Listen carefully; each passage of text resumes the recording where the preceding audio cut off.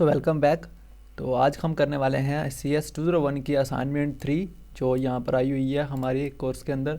और इसकी जो लास्ट डेट है वो हमारे पास है 10 फरवरी और इसके जो मार्क्स हैं वो हैं 20 मार्क्स। ठीक है, तो आज हम इस असाइनमेंट को कंसेप्ट के साथ करेंगे। और ये असाइनमेंट करने के बाद मैं आपको गारंटी दे सकता हूँ कि आपको जो क्लासेस और ऑब्जेक्ट्स हैं और कंस्ट्रक्टर हैं या डेटा उसके जो मेंबर्स हैं फंक्शन के, उनके ऊपर आपकी ग्रिप हो जाएगी, आपके जो कंसेप्ट हैं वो क्लियर हो जाएंगे। ठीक है, तो असाइनमेंट में उन्होंने क्या कहा कि असाइनमेंट में वो कह रहे हैं कि प्रॉब्लम स्टेटमेंट क्या है कि एक कोई XYZ कोई ऑर्गेनाइजेशन है जिसके कुछ एम्प्लॉयज़ का डेटा है और वो उसकी जो प्राइवेसी है वो प्राइवेट रहने वाली है। ठीक है, उनकी कोई प्राइवेसी है, वो पब्लिक में नहीं शो होना चाहते। तो वही चीज़ वो यहाँ पर कह रहे हैं कि यहाँ पर कुछ एट्रीब्यूट्स हैं जो कि प्राइवेट रहने वाले हैं। ठीक है, आपको पता कि अगर प्राइवेट हमारे एट्रीब्यूट्स होते हैं, ठीक है, तो हम डेटा बाहर से एक्सेस नहीं कर सकते। तो उसके लिए उन्होंने क्या कहा कि एक एम्प्लॉय आईडी का यूज़ करना, एम्प्लॉय नेम का यूज़ करना, जॉइनिंग ईयर, जॉइनिंग डेट और जॉइनिंग मंथ। ठीक है, और ये सारे जितने भी हमारे पास एट्रीब्यूट हैं ये हमारे पास प्राइवेट रहने वाले हैं। ठीक है, तो एम्प्लॉय आईडी की जगह उन्होंने कहा है कि आपने अपनी VU की आईडी लिखनी है और एम्प्लॉय नेम की जगह आपने अपना नाम लिखना है और ईयर आपने कुछ भी लिख देना है। उसके अलावा डेट भी आपने कोई भी लिख देनी है और मंथ भी आपने कोई भी लिख देना है। ठीक है, तो ये करने के बाद फिर उन्होंने क्या कहा कि सबसे पहले आपने एक डिफ़ॉल्ट कंस्ट्रक्टर रन करना है। ठीक है, जो कि क्या करेगा कि एम्प्टी हमारे पास वैल्यू को प्रिंट करेगा। उसके बाद आपने पैरामीटराइज्ड कंस्ट्रक्टर को रन करना है जो हमारी एक्चुअल जो वैल्यू है, जो हम वैल्यू पास करेंगे वो प्रिंट हो जाए। और उसके बाद हम क्या करेंगे, एक हम दूसरा कंस्ट्रक्टर बनाएंगे। ठीक है, और क्या करेंगे कि जो हमारा ये कंस्ट्रक्टर होगा सेकंड वाला, हम उसके अंदर से डेटा कॉपी करेंगे अपने डिफ़ॉल्ट कंस्ट्रक्टर के अंदर। ठीक है, तो ये तीसरा काम करना है। और उसके बाद फिर डिस्प्ले फंक्शन से इस दूसरे कंस्ट्रक्टर का डेटा हमें शो करना है। कैसे करना है, यहाँ पर देखें कि सबसे पहले आपने पहला कंस्ट्रक्टर रन करना है। ठीक है, और वो ऐसे एम्प्टी रन होगा।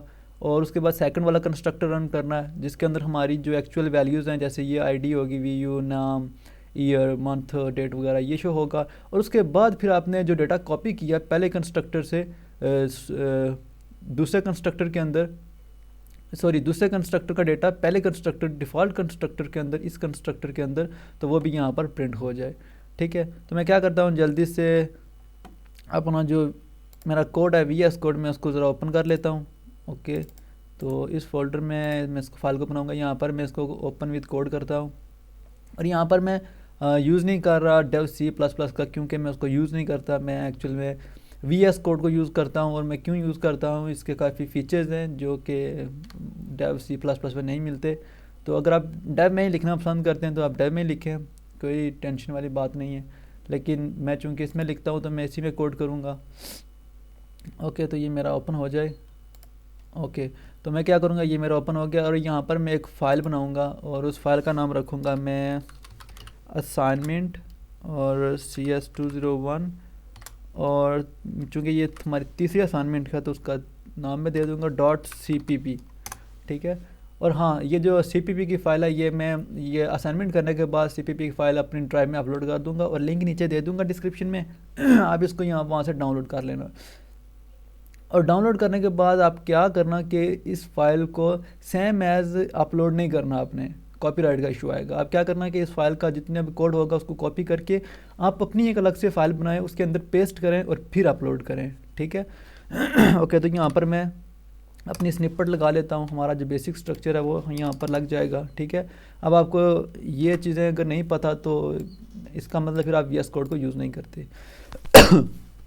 ओके, तो उन्होंने सबसे पहले क्या कहा कि आपने क्लासेस का यूज़ करना है।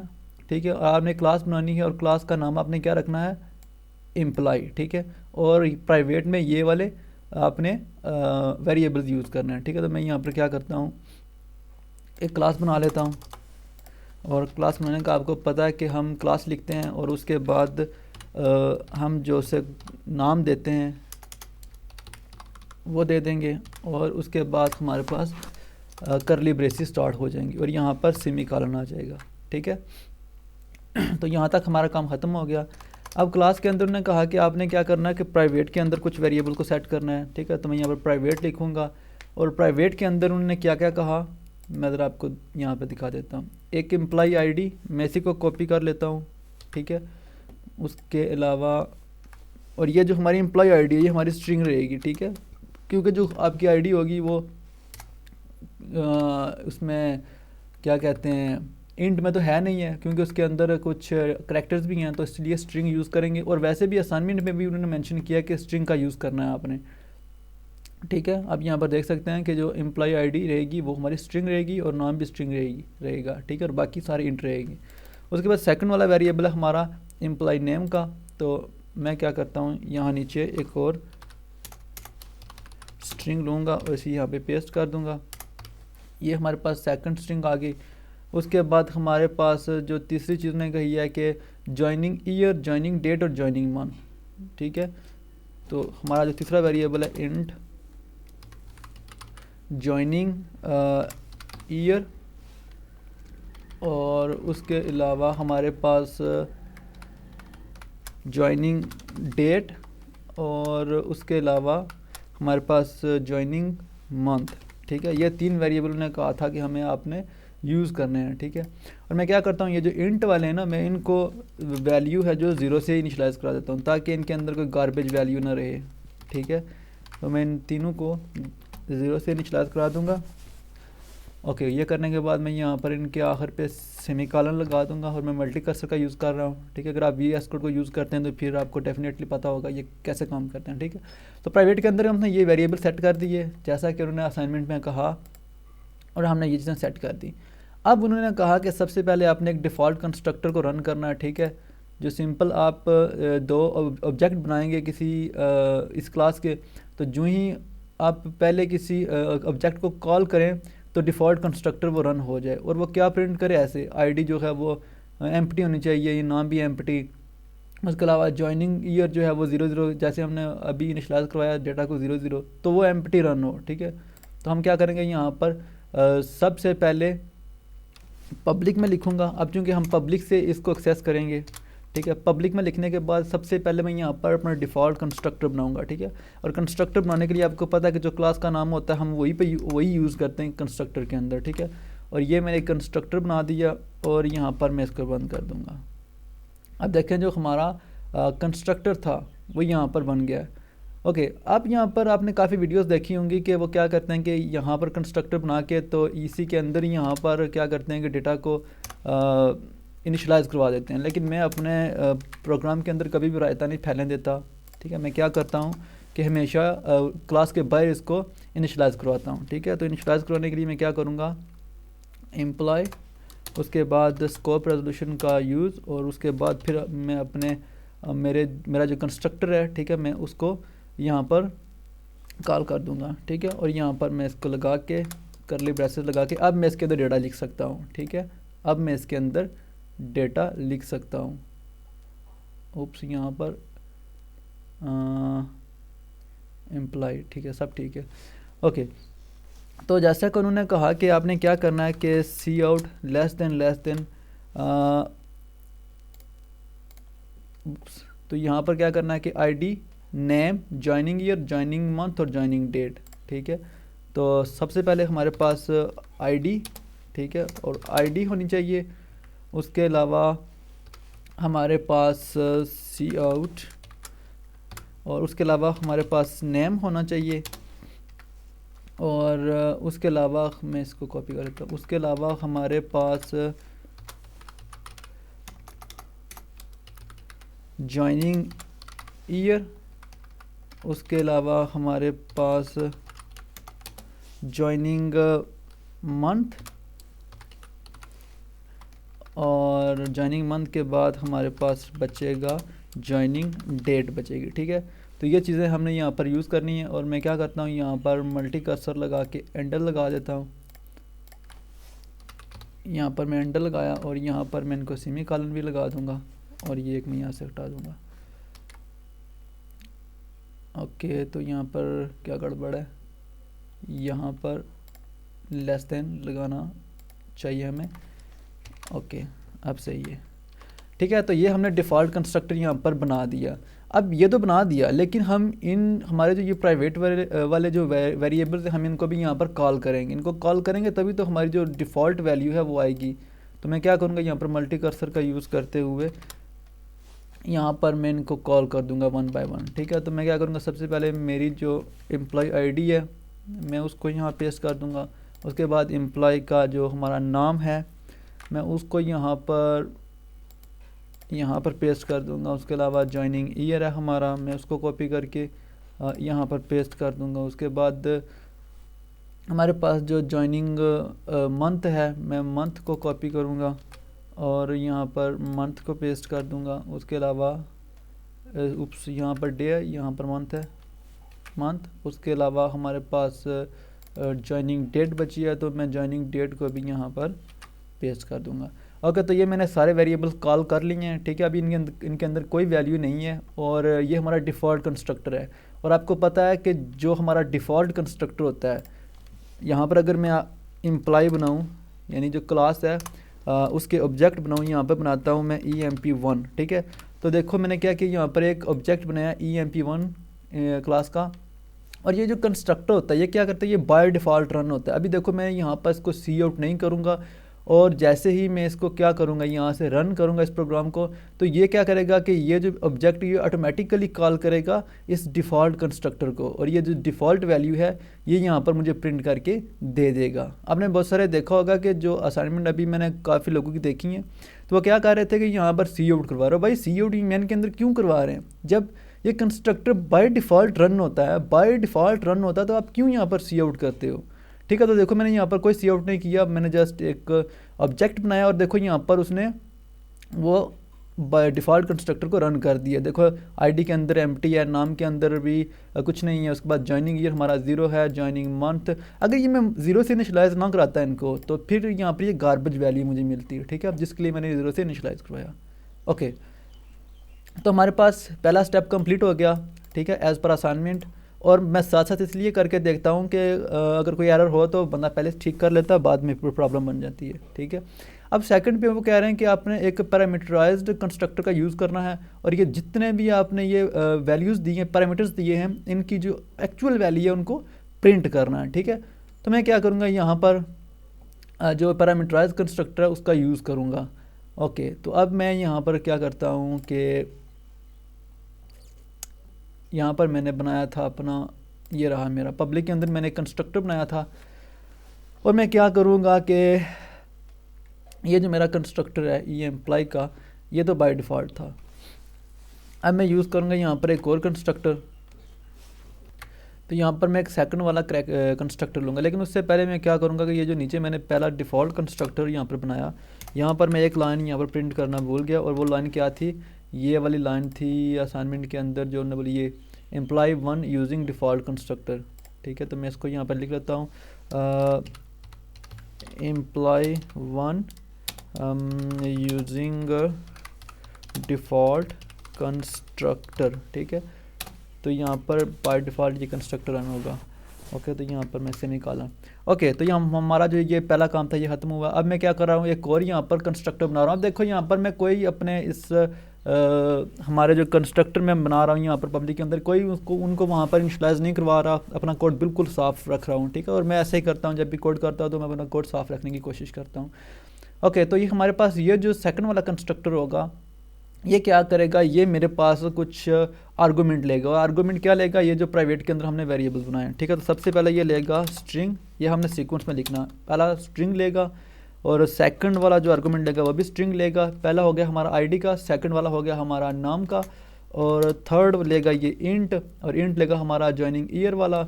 उसके अलावा एक हमारा और इंट लेगा जो कि हमारा होगा जॉइनिंग डेट के लिए या मंथ के लिए। उसके बाद तीसरे नंबर पे एक और हमारे पास इंट लेगा, और इंट वो कौन सा लेगा, हमारे पास जो मंथ या डेट बचेगा लास्ट पे हम यहाँ पर उसको लाएंगे।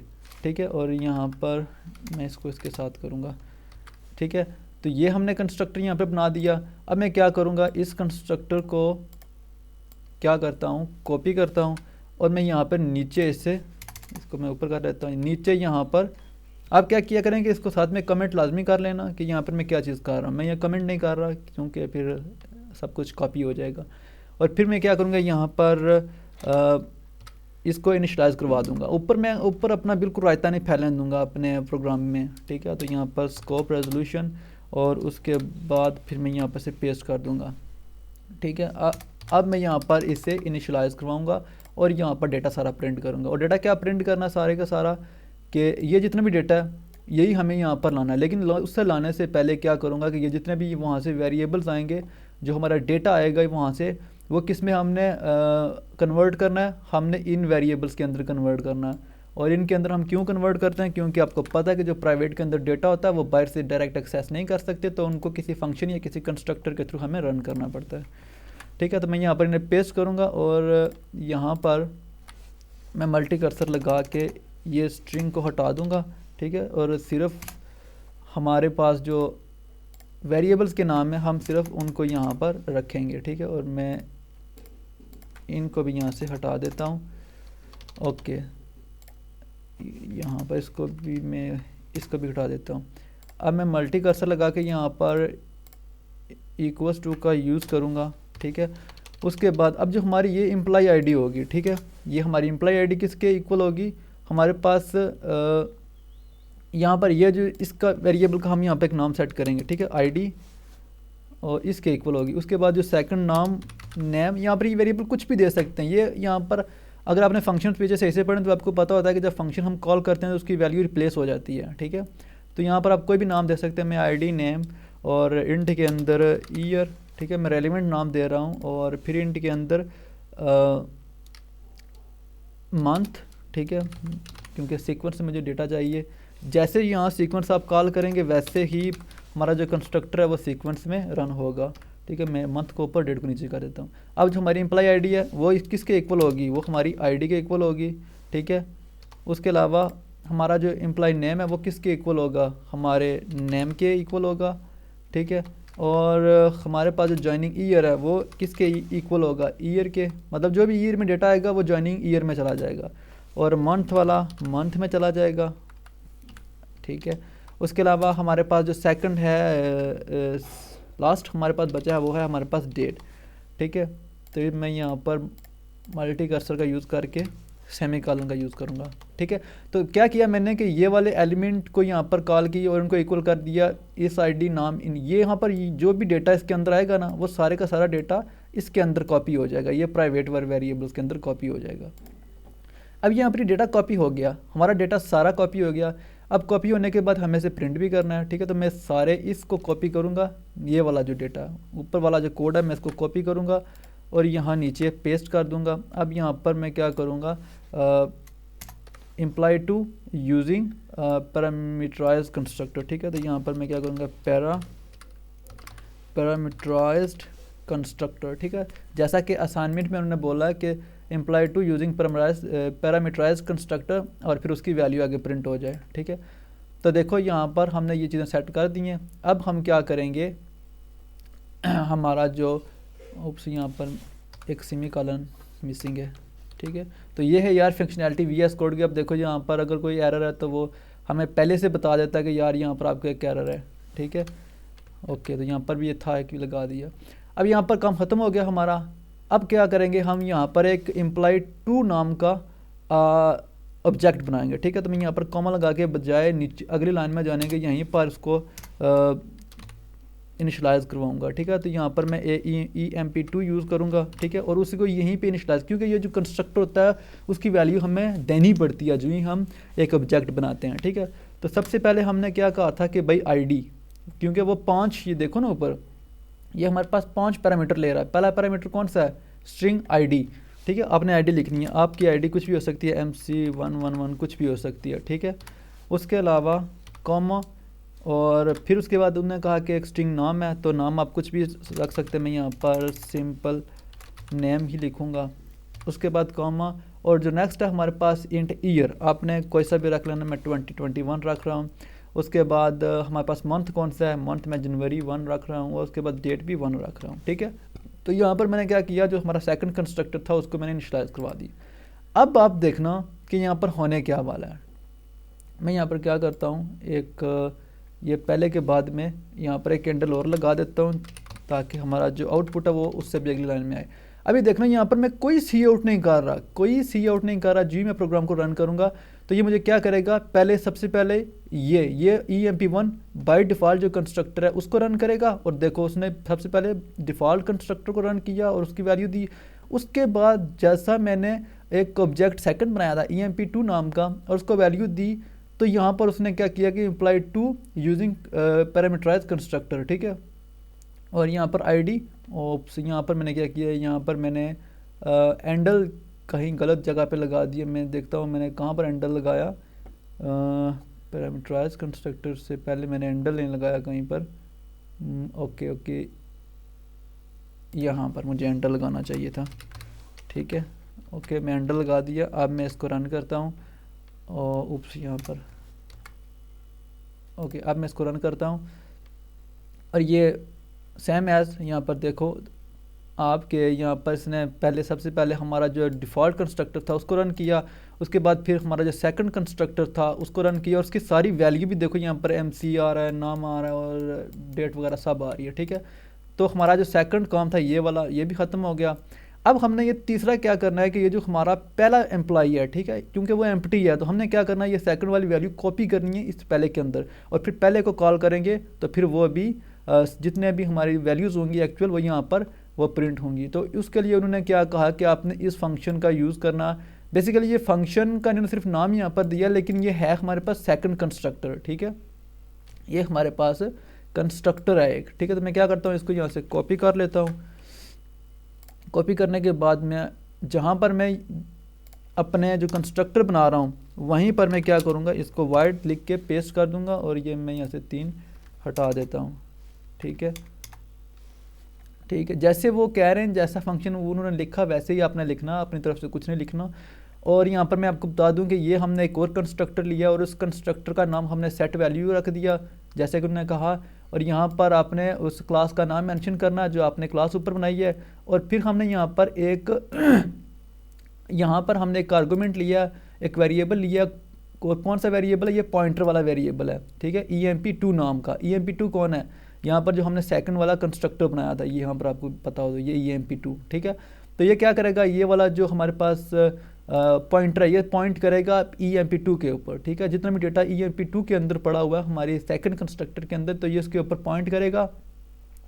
तो अब करना क्या हमें, तो यहाँ पर क्या हुआ कि हाँ एक सेमीकोलन मिसिंग है, ठीक है। यहाँ पर ये करने के बाद अब हम क्या करेंगे कि ये वाला जो डेटा है जो एम्प्लॉय 2 का डेटा है वो इसके अंदर हमें यहाँ पर लाना है, ठीक है।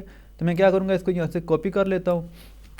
और आपको पता है कि मैं यहाँ इसके अंदर मैं प्रोग्राम को इनिशियलाइज नहीं करवाता, यहाँ पर बहुत रायता फैल जाता है। तो मैं उस क्लास के बाद में जाकर मैं हर प्रोग्राम को हर कंस्ट्रक्टर या फंक्शन को इनिशियलाइज करवाता हूँ, ठीक है। तो मैं यहाँ पर वाइड लिखूँगा। वाइड लिखने के बाद आपको पता है कि क्लास का नाम यहाँ पर मेंशन करना पड़ता है और यहाँ पर मैं एम्प्लॉय का नाम और फिर स्कोप रेजोल्यूशन का यूज़ करूँगा और उसके बाद फिर उस कंस्ट्रक्टर या फंक्शन का नाम है जो ऊपर हमें दिया गया है उसका यूज़ करूँगा। और फिर हमारे पास जो नेक्स्ट उसके आर्गूमेंट वगैरह हैं वो यहाँ पर आ जाएंगे, ठीक है। और यहाँ पर मैं क्या करूँगा, यहाँ पर करली ब्रेसेस का यूज़ करूँगा और ये यहाँ पर ये हमारा जो फंक्शन है ये सही से काम करेगा। अब हमें क्या उन्होंने बोला कि आपने जो सारी वैल्यूज़ हैं वो क्या करनी है, EMP2 के अंदर आपने कॉपी करनी है, ठीक है। क्या कहा उन्होंने कहा कि जितनी भी EMP2 की जो वैल्यूज़ हैं वो क्या करनी है, यहाँ पर कॉपी करनी है। तो कॉपी करने के लिए हम क्या यूज़ करते हैं, ओके। तो मैं क्या कहूँगा कि यहाँ पर जो मैंने ये चीज़ें मैंने यहाँ पर लिखी थी, हमारी जो ID नाम, मैं इसको कॉपी करूँगा और यहाँ पर नीचे ले आऊँगा, ठीक है। लाने के बाद मैं क्या करूँगा, इसको यहाँ से खाली करूँगा और इसको भी खाली करूँगा, इसको भी खाली करूँगा, इसको भी खाली करूँगा, इसको भी खाली करूँगा, ठीक है। खाली करने के बाद अब मैं क्या कहता हूँ, अब मैं कहता हूँ कि जो EMP ID है वो किसके इक्वल हो जाए, ये जो हमारा नया पॉइंटर बना है हमारा किसके इक्वल हो जाए, हमने जो नया पॉइंटर बनाया उसके इक्वल हो जाए। तो EMP2 डॉट, ठीक है, EMP2 डॉट EMP ID।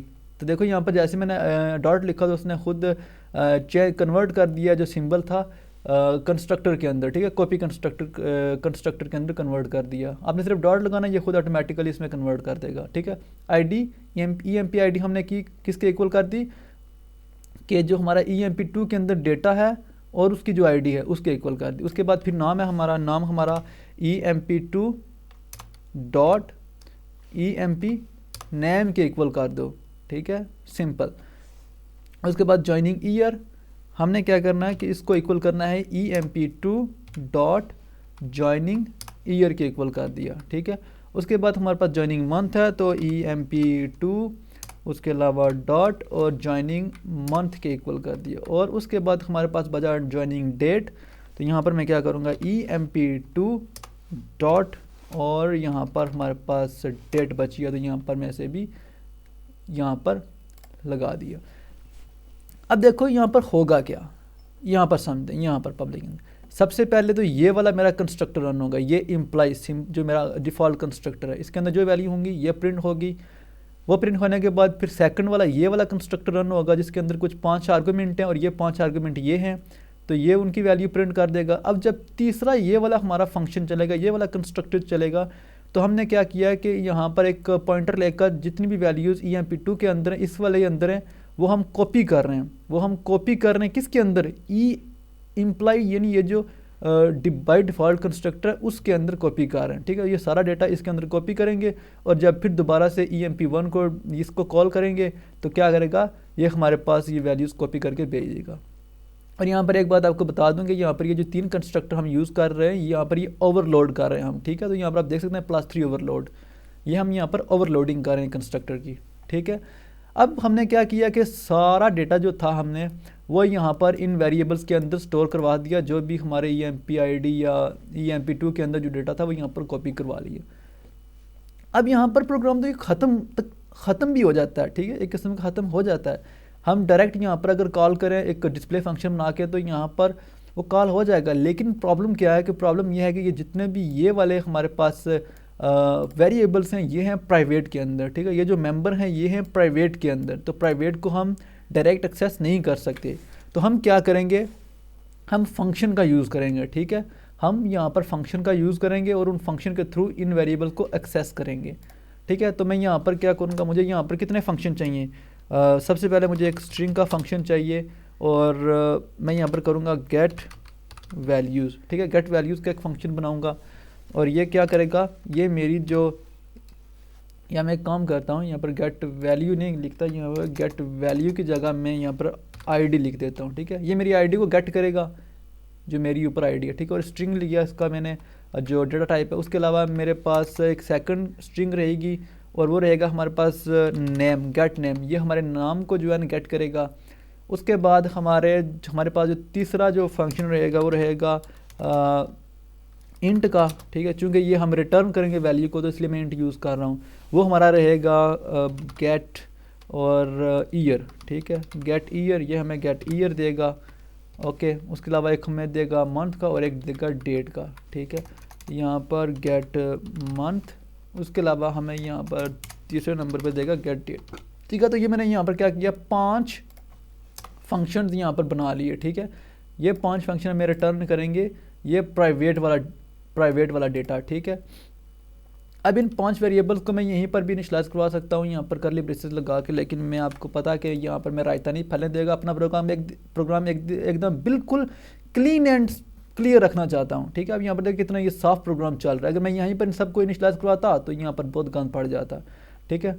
तो यहाँ पर मैं नीचे आ जाऊँगा, ओके, यहाँ पर, ठीक है। और यहाँ पर मैं सारे फंक्शन को यहाँ पर पेस्ट करूँगा और इनके जो ये सेमी कॉलम्स हैं ये यहाँ से मैं हटा दूँगा और करली ब्रेसेस सब में लगा दूंगा। आप देख रहे हैं ये VS कोड का सारा कमाल है, मैं खुद से कुछ नहीं कर रहा, ठीक है। ये सारा कुछ मुझे VS कोड ही दे रहा। तो यहाँ पर मैं क्या करूँगा, यहाँ पर मल्टी कर्सर का यूज़ करके यहाँ पर मैं उस क्लास को यहाँ पर कॉल करूँगा एम्प्लॉय, ठीक है। और उसके बाद यहाँ पर स्कोप रेजोल्यूशन का यूज़ करूँगा और यहाँ पर मेरे जितने भी फंक्शन है वो सेट हो जाएंगे, ओके। तो यहाँ पर देख रहे हैं आप कि मैं कैसे मल्टी कर्सर का यूज़ करते हुए यहाँ पर अपने कोड को लिख रहा हूँ, ठीक है। अब जो मेरा सबसे पहला फंक्शन है स्ट्रिंग इम्प्लाई का, ठीक है, ये स्ट्रिंग इम्प्लाई स्कोप रेजोल्यूशन और उसके बाद गेट आईडी। ये जो गेट आईडी वाला हमारा फंक्शन है ये क्या करेगा, ये मुझे रिटर्न करेगा सिर्फ, मैं एक काम करता हूँ यहाँ पर मल्टी कर्सर लगा के क्या करता हूँ, रिटर्न वर्ड लिख लेता हूँ। ओके, एक टैब आके करके यहाँ पर मैं रिटर्न यूज़ करूँगा, ठीक है। रिटर्न यूज़ करने के बाद अब मैं यहाँ पर ये मुझे रिटर्न क्या करेगा, ये मुझे रिटर्न करेगा जो हमने ऊपर यहाँ पर जो हमने आईडी प्राइवेट वाली हमने इक्वल किया, ठीक है। ये मुझे क्या करेगा, रिटर्न आईडी करेगा। ओके, ये वाला मुझे रिटर्न क्या करेगा, ये यहाँ पर मुझे रिटर्न करेगा emp नेम, ठीक है, ये मुझे नेम रिटर्न करेगा। उसके अलावा ये वाला हमें क्या करेगा, emp हमारे पास ईयर है तो ये हमें देगा emp emp नहीं, जॉइनिंग ईयर, ये मुझे जॉइनिंग ईयर रिटर्न करेगा। उसके अलावा हमारे पास जो अगला है गेट मंथ वाला, ये हमें क्या करेगा, ये हमें जॉइनिंग मंथ रिटर्न करेगा। और उसके बाद लास्ट वाला हमारे पास क्या करेगा, जॉइनिंग डेट हमें रिटर्न करेगा। और यहाँ पर हमारा जो फंक्शन था थर्ड वाला वो यहाँ पर कंप्लीट हो चुका, ठीक है। हमने सेट वैल्यू का जो कंस्ट्रक्टर था वो भी यहाँ पर बना दिया। अब वो कह रहे हैं कि आपने एक डिस्प्ले फंक्शन बनाना है इम्प्लाई emp नाम का, और क्या करना है कि इस वाले जो हमारे पास ये कंस्ट्रक्टर है, ये वाला पहला जो डिफ़ॉल्ट है उसको आपने यहाँ पर कॉल करनी है, ठीक है। जो डेटा आपने इसके अंदर कॉपी किया इसके अंदर से सेकंड के अंदर से आपने यहाँ पर उसको कॉल भी करना है। तो यहाँ पर मैं क्या करूँगा, डिस्प्ले इम्प्लाई को यहाँ से मैं कॉपी कर लेता हूँ, ठीक है। कॉपी करने के बाद मैं इसे कहाँ पर पेस्ट करूँगा, आपने सही सोचा, मैं इसको पेस्ट करूँगा अपने इस पब्लिक के अंदर जहाँ पर मैं रायता नहीं फैलने दे रहा, ठीक है। तो यहाँ पर मैं एक डिस्प्ले फंक्शन यूज़ कर रहा हूँ और ये मेरा डिस्प्ले जो फंक्शन है ये रहेगा वाइड, क्योंकि यहाँ पर हम कोई डेटा नहीं लेंगे, हम सिर्फ डेटा को प्रिंट करवाएंगे, ठीक है। और यहाँ पर मिसिंग है मेरा सेमी कॉलन, और यहाँ पर इम्प्लाई ये हमारी क्लास का नाम और emp हमारे पास एक वेरिएबल आ गया, ठीक है। अब हम क्या करेंगे, इस फंक्शन को यूज़ करते हुए सारे डेटा को प्रिंट कराएंगे। मैं इसको कॉपी कर लेता हूँ और यहाँ नीचे पेस्ट करूँगा लास्ट पे, ठीक है, क्योंकि आपको पता है कि मैं अपने प्रोग्राम में रायता नहीं फैलने देता, ठीक है। और यहाँ पर स्कोप रेजोल्यूशन का यूज़ करना बिल्कुल ना भूलिएगा क्लास नाम के साथ, ठीक है, इम्प्लाई और स्कोप रेजोल्यूशन, क्योंकि यहाँ पर अगर स्कोप रेजोल्यूशन का यूज़ नहीं करेंगे आप तो फिर ये आपका फंक्शन ये रन नहीं होगा, ठीक है। तो यहाँ पर मैंने क्या किया, वाइड इम्प्लाई, उसके बाद डिस्प्ले फंक्शन को कॉल कर दी और ये यहाँ पर एक हमारे पास आर्गूमेंट ले रहा है। अब मुझे यहाँ पर क्या करना है, यहाँ पर मुझे प्रिंट करना है। मुझे क्या प्रिंट करना है, यहाँ पर सबसे पहले उन्होंने जो लाइन बोली है कि आपने क्या करना है, employee 1 having employee 2 copy data, ठीक है। एम्प्लाई 1 हैविंग, यहाँ पर मैं क्या करूँगा, सिंपल सी आउट लेस देन और एम्प्लाई 1 हैविंग, और उसके अलावा हमारे पास क्या था, एम्प्लाई 2 कॉपी डेटा, ठीक है, employee 2 copy data member values, ठीक है, मेंबर वैल्यूज़। तो यहाँ पर मैं मेंबर वैल्यूज़ कर दूंगा, ठीक है। और यहाँ पर एंडल में सबके आखिर में यूज़ करूँगा, ठीक है। सबसे पहले लाइन ये प्रिंट करनी है और उसके बाद आपने क्या करना है, आपने प्रिंट करना है ये वाली चीज़ें, ये सारी चीज़ें प्रिंट करनी। तो मैं क्या करूँगा, मैं यहाँ पर सिंपल क्या करूँगा, बजाय इसके कि अलग से लिखूँ, मैं सारे को यहाँ से कॉपी करूँगा, टाइम बच जाता है भाई कॉपी करने से, ठीक है। और यहाँ पर यहाँ पर नहीं, यहाँ पर मैं पेस्ट करूँगा और जहाँ पर emp id है, जहाँ पर मैंने चीज़ों को कॉल किया हुआ है, ठीक है, सिर्फ मुझे क्या करना है, वहाँ पर किसको कॉल करना है, ये जो हमने यहाँ पर ये वाला वेरिएबल लिया हुआ है डिस्प्ले के अंदर, ठीक है। तो मैं यहाँ पर मल्टी कर्सर का यूज़ कर रहा हूँ सबके जगह, और जहाँ पर मैंने वेरिएबल्स कॉल किए उनसे पहले, ठीक है। और यहाँ पर मैं लिखूँगा emp, जो हमने ऊपर एम्प्लाई emp लिया है, और यहाँ पर मैं डॉट कर दूँगा, ठीक है। डॉट करूँगा तो मेरा देखो यहाँ पर सब सेट हो गया। ये चीज़ें वही हैं सारी, ये चीज़ें कुछ नहीं है, ये एज इट इज़ प्रिंट होंगी। बस यहाँ पर मैंने क्या किया कि emp ये जो वेरिएबल हमने लिया था जो डेटा कॉपी कर रहा है ऊपर से, ठीक है, इनके अंदर से, तो इनके अंदर से फिर क्या करेगा, ये वहाँ से कॉपी करके प्रिंट कर देगा। अब हमारे पास जो कोड था वो यहाँ पर हो गया ख़त्म। अब हमें क्या करना है, सिंपल डिस्प्ले फंक्शन को कॉल करना, ठीक है। अब पहले तो ये रन होगा emp1, वो सही से काम करेगा। फिर हमारे पास emp2, ये डिफ़ॉल्ट पहले चलेगा, फिर ये वैल्यू वाला चलेगा। अब तीसरे नंबर पे हमारा क्या होगा, हम क्या करेंगे कि वैल्यू भेजेंगे, ठीक है। तो हम चूँकि emp2 के अंदर हमने वैल्यूज़ को ओवरराइट किया था, वहाँ से कॉपी कर रहे हैं, तो emp2 और डॉट लगाएंगे तो यहाँ पर ये आपको सजेशंस देगा। और हमने यहाँ पर एक फंक्शन डिक्लेयर किया था जो हमने असाइनमेंट में कहा गया सेट वैल्यूज़ का, तो सेट वैल्यूज़ का यूज़ करूँगा, ठीक है। और इसके अंदर हमने यहाँ पर देखो ये मुझे सजेशंस दे रहा है कि आपने वहाँ पर इम्प्लाई स्टार emp2, ठीक है, कि आपने वहाँ पर एक पॉइंटर डिक्लेयर किया था emp2 नाम का, तो आप उसे भी यहाँ पर मैं इसे पास करवाऊँगा, ठीक है। और जब भी आप एक पॉइंटर डिक्लेयर करते हैं तो आपको पता है जब पॉइंटर डिक्लेयर करते हैं तो उसको अगर हमने वैल्यू भेजनी हो तो हम उसे कैसे भेजते हैं, एंड के साथ, ठीक है। और emp2 जो हमने ऊपर बनाया था emp2 नाम का, और उसके बाद यहाँ पर मैं इसे सेमीकोलन लगा दूंगा। अब क्या होगा कि ये जो मेरी वैल्यूज़ हैं, ठीक है, पहले ये रन होगा, फिर ये रन होगा, फिर उसके बाद ये वाली वैल्यूज़ उस 2 के अंदर से जो ये वाला फंक्शन है इसके अंदर वैल्यूज़ इस 2 की वैल्यू चली जाएगी, ठीक है। अब जाने के बाद क्या करूँगा, मैं यहाँ पर फंक्शन को कॉल करूँगा। कौन से फंक्शन को, सबसे पहले तो मैं यहाँ पर ऑब्जेक्ट लिखूँगा emp1, क्योंकि emp1 के अंदर हमने कॉपी करना है। तो emp1 डॉट डिस्प्ले फंक्शन हमने बनाया था, बिल्कुल बनाया था, और उसके अंदर हमने एक आर्गूमेंट पास किया था, ये देखो इम्प्लाई emp, ठीक है। तो यहाँ पर मैं emp1 लिखूँगा क्योंकि emp1 के अंदर मुझे इसको प्रिंट करवाना है, ठीक है। तो यहाँ पर मैं इसे सेमीकोलन लगा दूँगा। और यहाँ पर मैं आई थिंक एक चीज़ भूल गया, नो भूला नहीं हूँ, यहाँ पर एंडल्स पहले से लगे हुए हैं, ठीक है, मैंने कॉपी किया था तो वो एंडल्स सारे लगे हुए हैं। ओके, तो मैं प्रोग्राम को रन करता हूँ तो देखता हूँ कि क्या हमारा जो डिज़ायर रिज़ल्ट है वो मिला कि नहीं। ओके, तो यहाँ पर देखो पहला हमारा सही चला डिफ़ॉल्ट पे, सेकंड वाला हमारा जो था employee two using parameterized constructor, ये भी सही चला, ठीक है। और जो तीसरा था हमारे पास वो भी चला, यहाँ पर वैल्यूज़ कॉपी हुई, लेकिन अभी वैल्यूज़ कौन सी कॉपी हुई, जो पहले फंक्शन के अंदर थी वही हमें कॉपी होके मिल गई। अभी हमें वो जो हमारे इम्प्लाई 2 के अंदर वैल्यूज़ थी ये वाली ये हमें यहाँ पे नहीं मिली। तो यहाँ पर मैं देखता हूँ कि यहाँ पर वो जो वैल्यूज़ थी वो हमें क्यों नहीं मिली।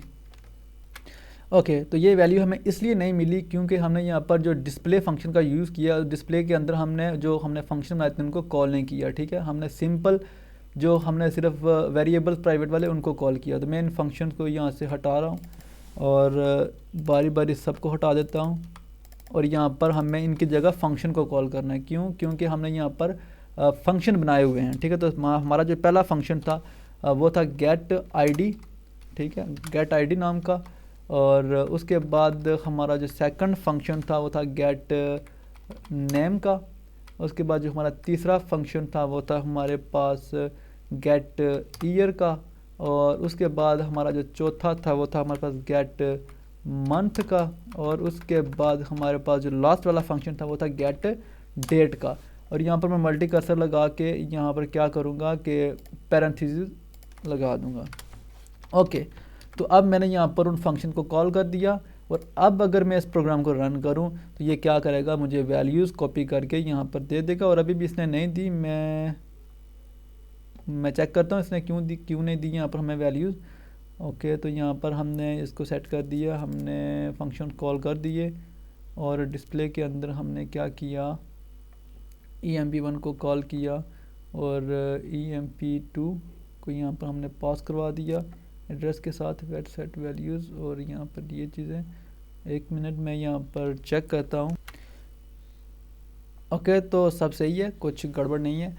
यहाँ पर हमने emp2 को सेट कर दिया, emp2 का डेटा, और उसके बाद emp1 को कॉल की और डिस्प्ले फंक्शन को। और उसके अंदर हमें emp1 को पैरामीटर नहीं भेजना, emp1 का हमने emp2 का भेजना, क्योंकि हम emp2 को हमने कॉपी किया वहाँ पे। emp1 का मैं यहाँ पर दे रहा था क्योंकि हमने emp2 को दिया, और emp1 को देने से क्या हुआ कि emp1 की जो वैल्यू था वो प्रिंट करवा रहा था। तो ये छोटी छोटी चीज़ें यार, ये आपको तो इतना इशू नहीं होना चाहिए आपको इनको लेकर, ठीक है। तो मैं प्रोग्राम को रन करता हूँ और अब देखता हूँ कि जो मेरा प्रोग्राम है वो क्या सही से काम कर रहा क्या नहीं कर रहा। तो यहाँ पर मैंने प्रोग्राम को रन किया और इसने जो यहाँ पर आउटपुट दी और आप देख सकते हैं कि सबसे पहले उसने डिफ़ॉल्ट कंस्ट्रक्टर को रन किया, फिर उसने क्या किया कि सेकंड कंस्ट्रक्टर को रन किया और जो एक्चुअल वैल्यू थी वो प्रिंट करवा दी। क्या है ना, यहाँ पर यार मैं एक एंडल लगा दूँ, और एंडल को कहाँ पर लगाऊँ मैं, यहाँ पर इम्प्लाई टू के बाद, तो क्या होगा यार, इम्प्लाई टू के बाद एंडल लगाता हूँ, हमारा जो प्रोग्राम है वो थोड़ा क्लीन हो जाएगा। और यहाँ पर मैं क्या करता हूँ, एक और एंडल का यूज़ करता हूँ।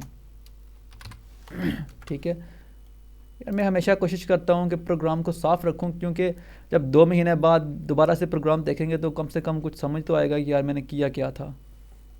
ओके ओके, तो अब बिल्कुल सही है। अब यहाँ पर देखो डिफ़ॉल्ट कंस्ट्रक्टर, उसके बाद हमारे पास पैरामीटराइज कंस्ट्रक्टर वैल्यूज़ के साथ, और फिर यहाँ पर पहला जो हमने कंस्ट्रक्टर यहाँ पर कॉपी किया सेकंड के अंदर से, तो वो यहाँ पर प्रिंट करवा रहा है। ठीक है, तो हमारा काम यहाँ पर ख़त्म हुआ, हमारी असाइनमेंट ख़त्म हुई। और ये इसकी जो फाइल है CPP की, वो मैं अपलोड कर दूँगा ड्राइव के ऊपर, और लिंक नीचे डिस्क्रिप्शन में दे दूँगा।